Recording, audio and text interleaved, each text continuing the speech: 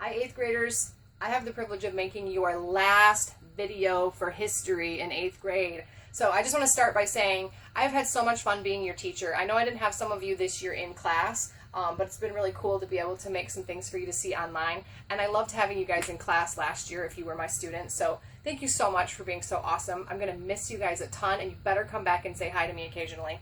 All right, the last thing we're going to do is fill out the back of our foldables. If you're doing this on notebook paper, you can try to figure out how to abbreviate some of this or draw some more pictures. But we're going to talk about how the South rebuilt its economy. In my last video, I talked about how the South was just devastated after the war. So there were a lot of people who were pretty angry with the North, and they were angry with Northerners trying to come down and make a buck by helping to rebuild businesses in the South. But the South did rebuild its economy. It wasn't going to be built on slavery anymore. It was going to be based on some other things. So I'm going to have Isaac come on over and we'll show you. So how did the South rebuild its economy after the war? Well, there were three big things. All right. So one of the biggest problems before the war that made the South dependent on the North was they didn't have their own manufacturing, and they didn't really worry about investing in anything other than agriculture. So after the war, they started using more of their own natural resources. There were a lot of resources in the South that just weren't being tapped into. So they started using more of their own natural resources to support themselves rather than being dependent on the North. So that was really good for their economy going forward. So, number one, they did keep growing cotton. They did. But they actually started making their own factories to make it into cloth. Do you remember what those factories are called? Isaac, do you remember what those factories are called?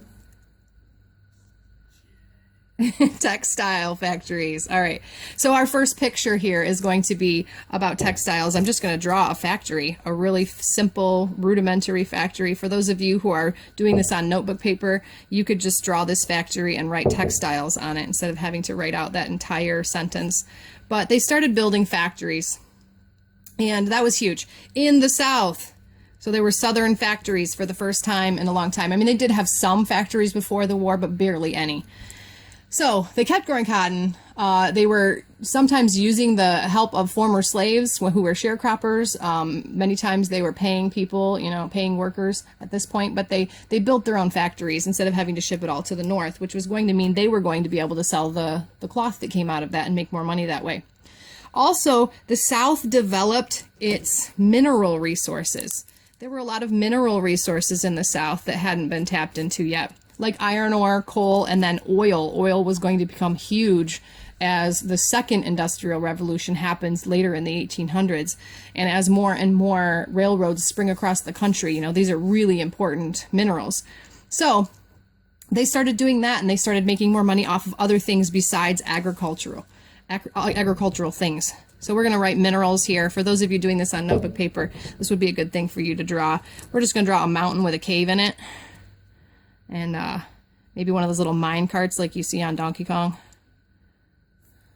And then back here, I'm going to draw my oh-so-famous land oil rig with some oil splurting out the top. It's really not a good thing for oil to be splurting out the top of your your rig, but, it helps us know what it is. And then a lump of coal. So they tapped into their own mineral resources. That was huge. And finally, one other thing they did besides agriculture, which had been their main thing before the war, they were building factories and making textiles, tapping into their ministries, and they developed their logging industry. I feel like I need a brown pen for this. The South developed its logging industry and built factories to make shingles and furniture and other things out of the wood, especially in Texas. There was a huge pine trade. Tons of pine trees grew there. And so they started developing their own logging. And that was another way that the South rebuilt its economy and became a wealthier society once again after the war. So for those living in the South, it was tough. It was very, very, very tough, especially for poor farmers before the war or for freed slaves. It was tough for them to carve out a place in life, a way to make money and to support their families, but with hard work and perseverance, they did. There were some Southerners who moved north, especially freed slaves. They moved to cities in the north as industries grew there. But this is how the South regrew its economy and became the South that we know today. I hope you guys have a fantastic summer. Be safe.